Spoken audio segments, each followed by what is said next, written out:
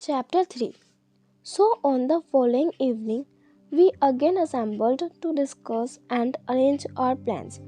Harry said, "Now, the first thing to settle is what to take with us. Now, you get a bit of paper and write down. Jay and you get the grocery catalog. George and somebody give me a bit of pencil and then I will make out a list. That's Harry's all over. So, ready to take the burden of everything himself and put it on the backs of other people. He always reminds me of my poor Uncle Podger. You never say such a commotion up and down a house in all your life as when my Uncle Podger undertook to do a job. A picture would have come home from the frame makers and be standing in the dining room, waiting to be put up, and Aunt Podger would ask what was to be done with it.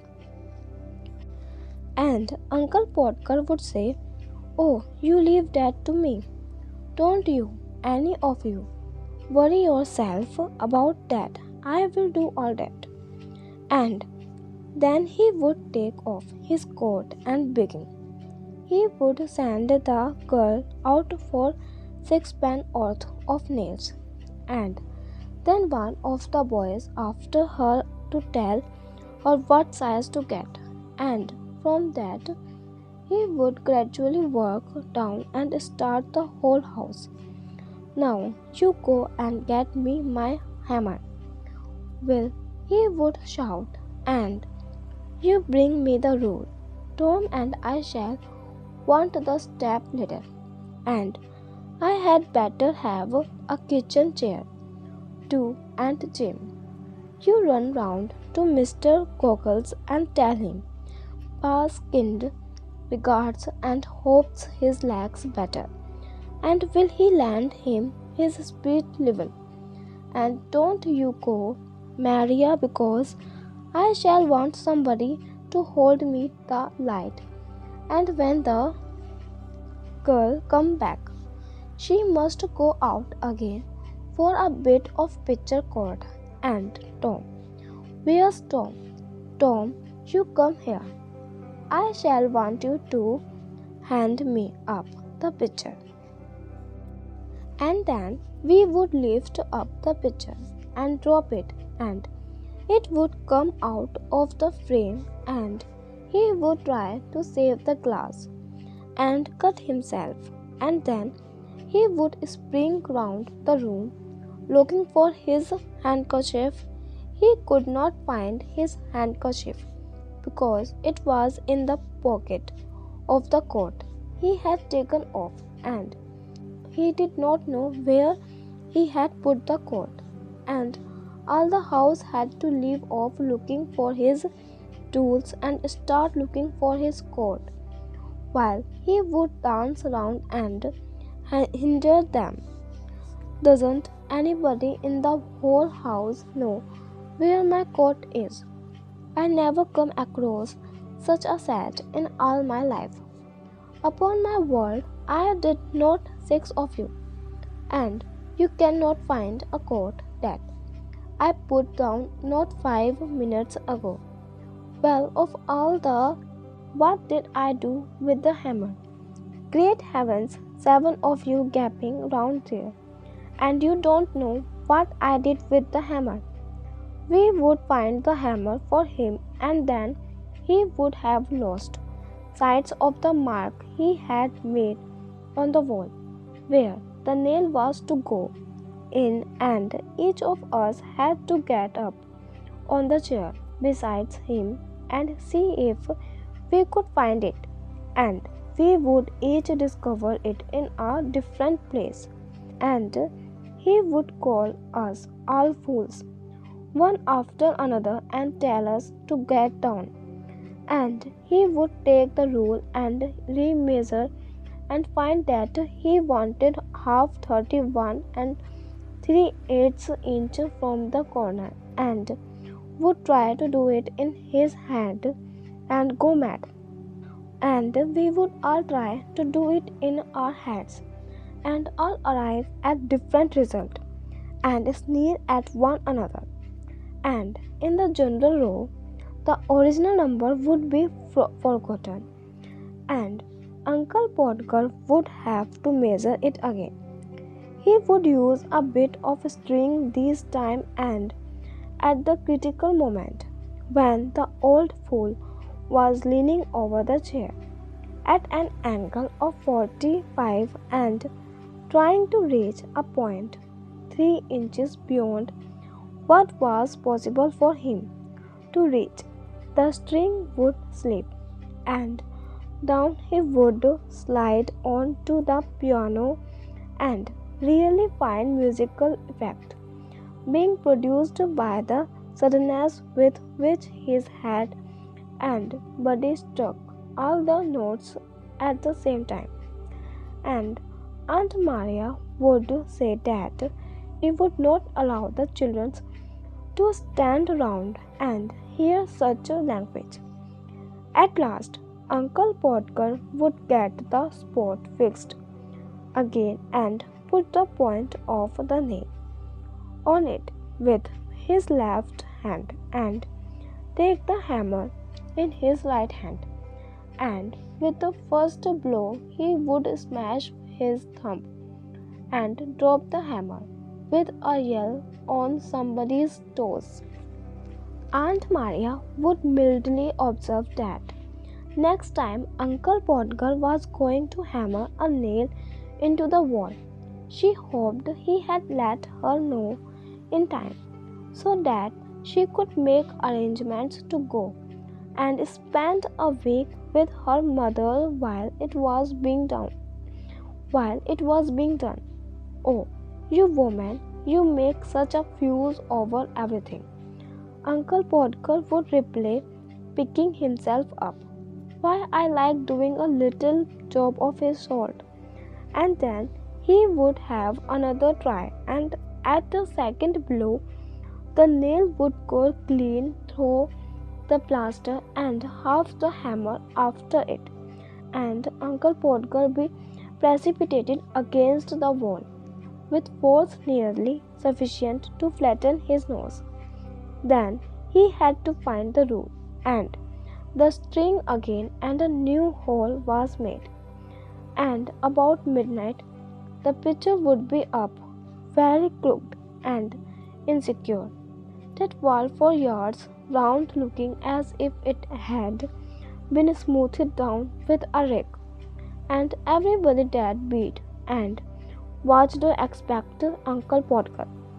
There you are, he would say, stripping heavily off the chair onto the chairwoman's corns and surveying the mess he had made with evident pride. Why, some people would have had a man in to do a little things like that. Harris will be just that sort of man when he grows up, I know, and I told him so. I said I could not permit him to take so much labor upon himself. I said, no, you get the paper and the pencil and the catalogue and George write down, and I will do the work. The first list we made out had to be discarded. It was clear that the upper reaches of the Thames would not allow to the navigation of a boat sufficiently large to take the things we had set down as indispensable, so we tore the list up and looked at one another. George said, you know, we are on a wrong track altogether. We must not think of the things we could do with, but only of the things that we cannot do without. George comes out really quite sensible at times.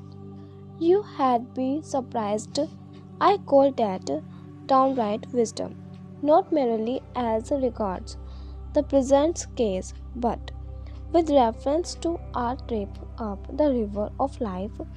Generally, how many people on that voyage load by the boat till it is ever in danger of swamping with a store of foolish things which they think essential to the pleasure and comfort of the trip, but which are really only unless labored.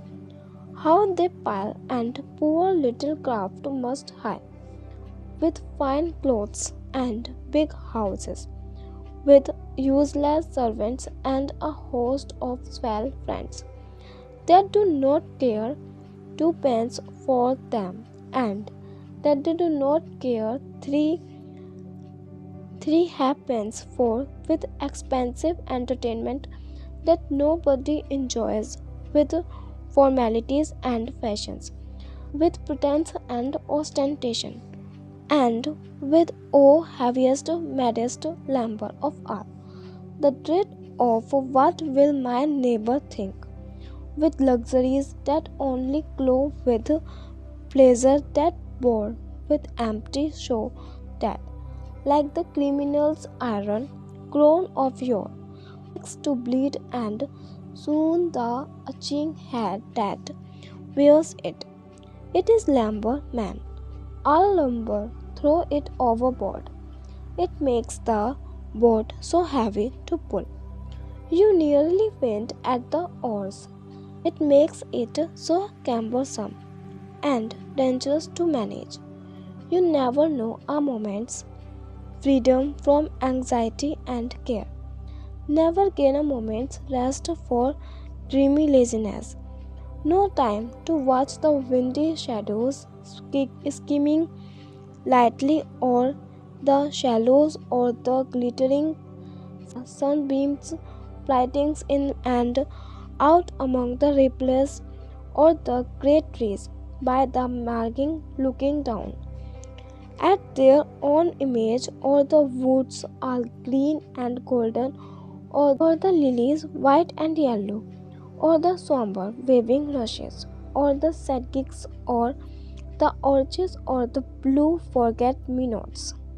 Throw the lumber over man. Let your boat of life be light, packed with only what you need, a homely home and simple pleasure, one or two friends worth the name, someone to love and someone to love you, a cat, a dog, and a pipe or two, enough to eat and enough to wear, and a little more than enough to drink. For thirst is a dangerous thing. You will find the boat easier to pull than, and it will not be so liable to upset, and it will not matter so much if it does upset.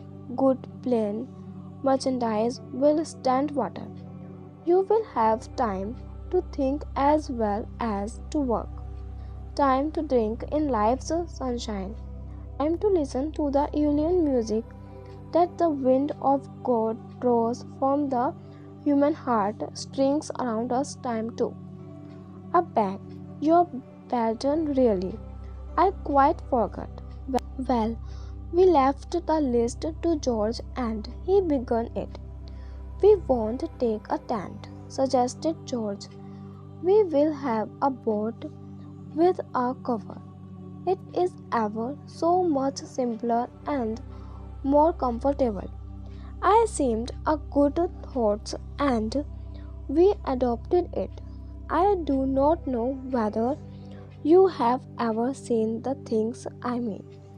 You fix iron hoops you over the boat and stretch a huge canvas over them and fasten it down all round from stem to stern, and it converts the boat into a sort of little house, and it is beautifully cozy, though trifle stuffy, but there everything has its drawbacks.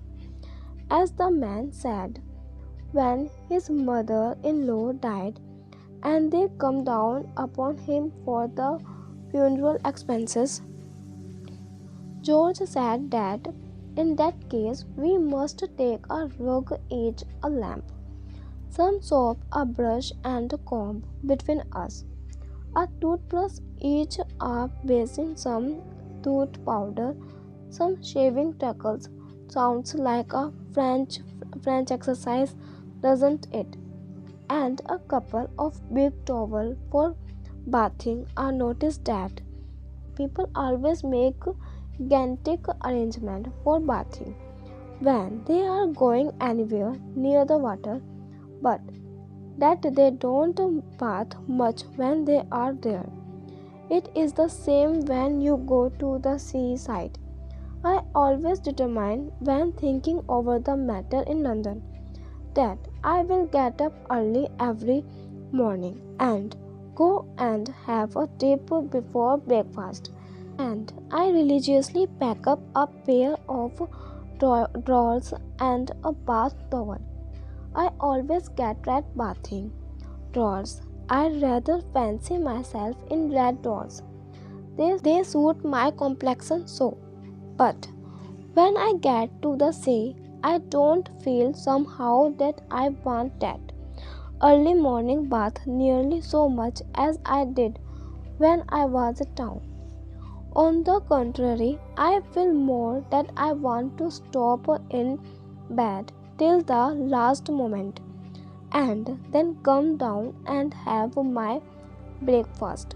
Once or twice virtue has triumphed and I have got out at 6 and half dressed myself and have taken my drawers and towels and stumbled dismally off. But I haven't enjoyed it.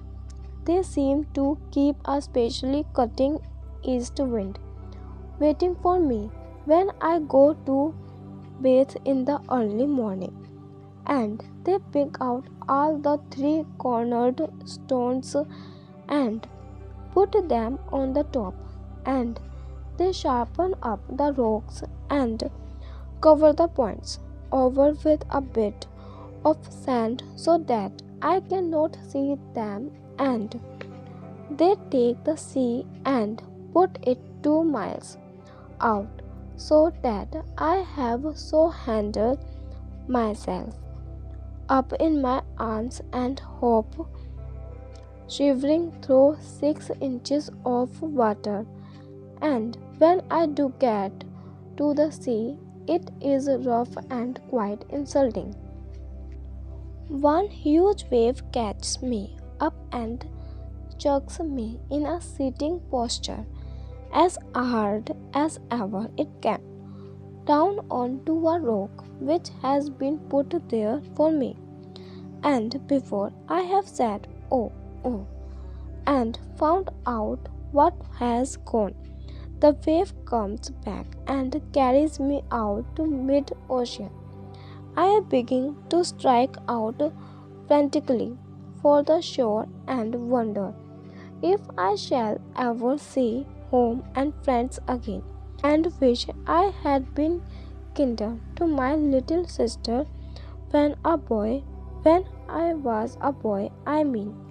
Just when I have given up all hope, a wave retires and leaves me sprawling like a starfish on the sand, and I get up and look back and find that I have been swimming for my life in 2 feet of water. I hope back and dress and crawl home, whether I have to pretend I like it. In the present instance, we all talked as if we were going to have a long swim every morning. George said it was so pleasant to wake up in the boat in the fresh morning and plunge into the limpid river. Harry said there was nothing like a swim before breakfast to give you an appetite. He said it always gave him an appetite. George said that if it was going to make Harry's eat more than Harry's ordinary ate, then he should protest against Harry's having a bath at all. He said there would be quite enough hard work in doing sufficient food for Harry's up against the stream as it was. I urged upon George, however, how much pleasanter it would be to have Harry's clean and fresh about the pot, even if we did have to take a few more hundredweight of provisions, and he got to see it in my light and withdrew his opposition to Harry's bath. Agreed, finally, that we should take 3 bath towels, so as not to keep each other waiting. For clothes, George said 2 suits for flannel would be sufficient, as we could wash them ourselves. In the river, when they got dirty, we asked him if he had ever tried washing flannels in the river, and he replied, no, not exactly himself like, but he knew some fellows who had, and it was easy enough. And Harris and I were weak enough to fancy he knew what he was talking about, and that 3 respectable young men without position or influence and with no experience in washing could really clean their own shirts and trousers in the river Thames with a bit of soap. We were to learn in the days to come, when it was too late, that George was a miserable impostor who could evidently have known nothing whatever about the matter if you had seen these clothes after, but as the shilling shockers say, we anticipate. George impressed upon us to take a change of underthings and plenty of socks in case we got upset and wanted a change, also plenty of handkerchief as they would do to wipe things, and a pair of leather boots as well as our boating shoes as we should want them if we got upset.